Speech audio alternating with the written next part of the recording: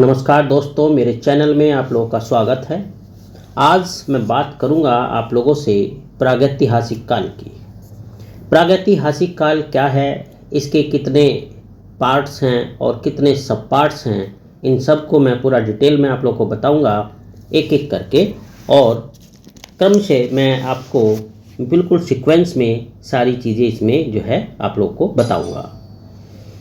तो आज मैं बात करता हूँ सबसे पहले प्रागैतिहासिक काल के बारे में हमें कैसे जानकारियाँ मिलती हैं और इसमें किन किन लोगों का बहुत सहयोग रहा है।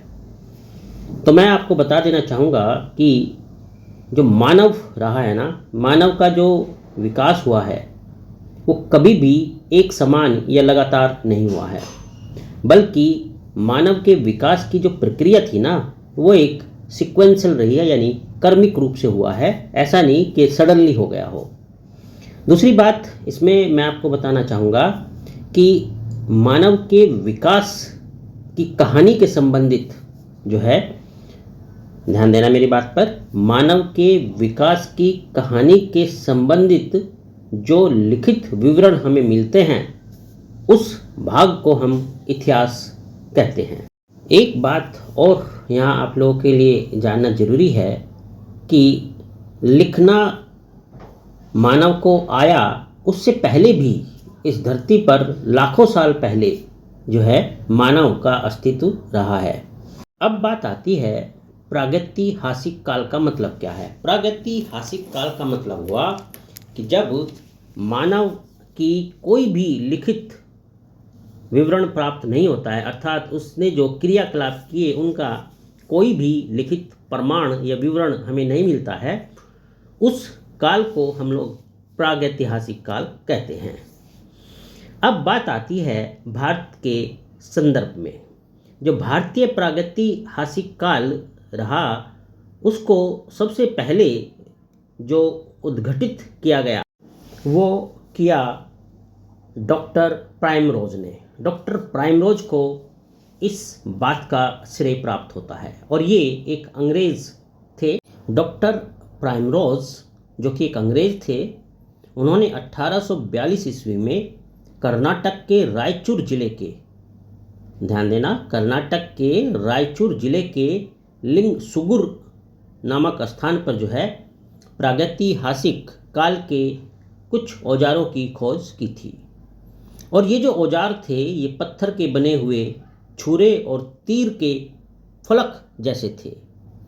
ध्यान देना इस बात पर, ये जो औजार थे किसके बने थे? पत्थर के बने थे और छुरे और तीर के फलक थे।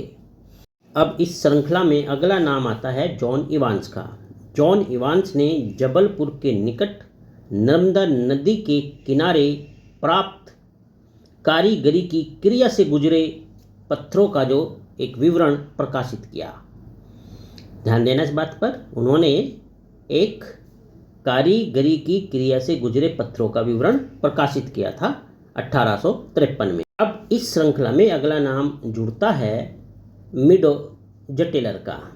तो जो मीडो जटेलर थे, यानी कर्नल मीडो जटेलर, उन्होंने 19वीं सदी के उत्तरार्ध में हैदराबाद में उत्खनन जो हुआ था, उसमें जो पाषाण युगीन कब्रों की जानकारी मिली थी, उसकी एक रिपोर्ट प्रकाशित की। तो इस प्रकार से ये सिलसिला चलता रहा। और अगर देखा जाए तो भारत में जो पाषाणकालीन बस्तियां थी, उनके जो अन्वेषण की शुरुआत हुई वो 1863 ईस्वी में हुई।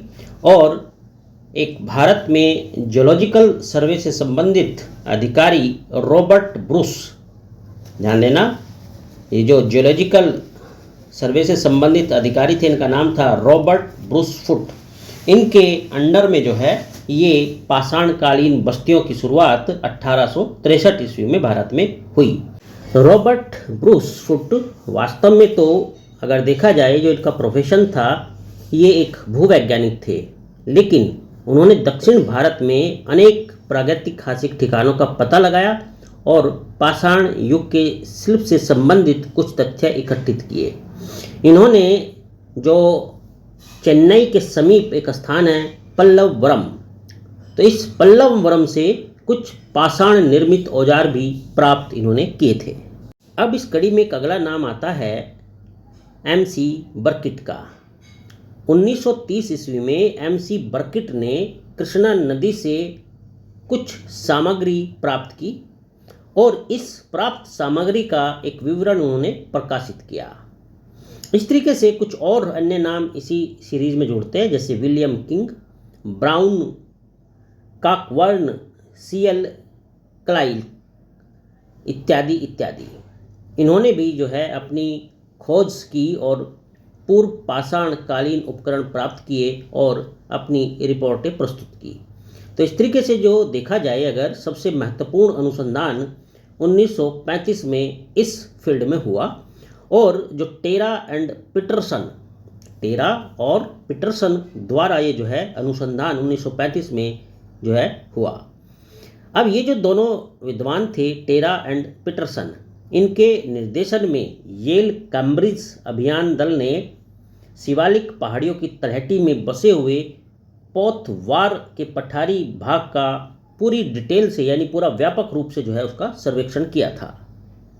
तो इस प्रकार से अगर देखा जाए तो भारत के प्रागैतिहासिक काल को जानने के लिए बहुत सारे प्रयास चलते रहे, लेकिन इसमें एक बात और बता देना चाहता हूँ, लेकिन इतने सारे प्रयत्नों के बावजूद भी जो भारत का प्रागैतिहासिक काल था वो विश्व के प्रागैतिहासिक मानचित्र पे प्रतिष्ठित नहीं हो पाया और इस प्रकार ये कार्यक्रम चलते रहे और अनंततः सर मार्टिमर व्हीलर ने एक अथक प्रयास किया और उनके इस अथक प्रयास के फलस्वरूप भारत के समग्र प्रागैतिहासिक सांस्कृतिक का अनुक्रम ज्ञान हुआ।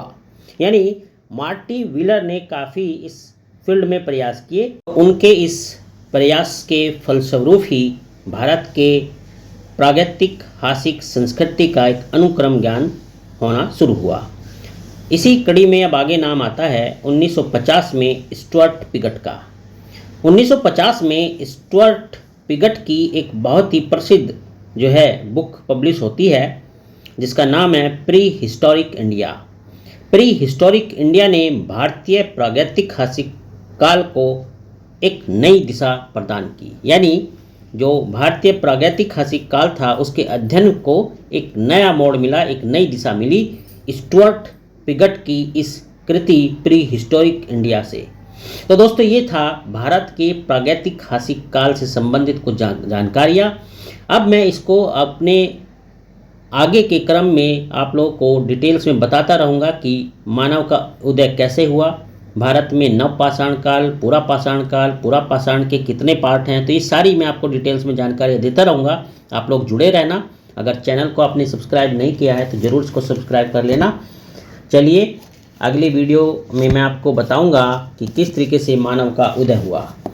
आप लोग अपना ध्यान रखना। आपका दिन शुभ हो। बहुत बहुत धन्यवाद।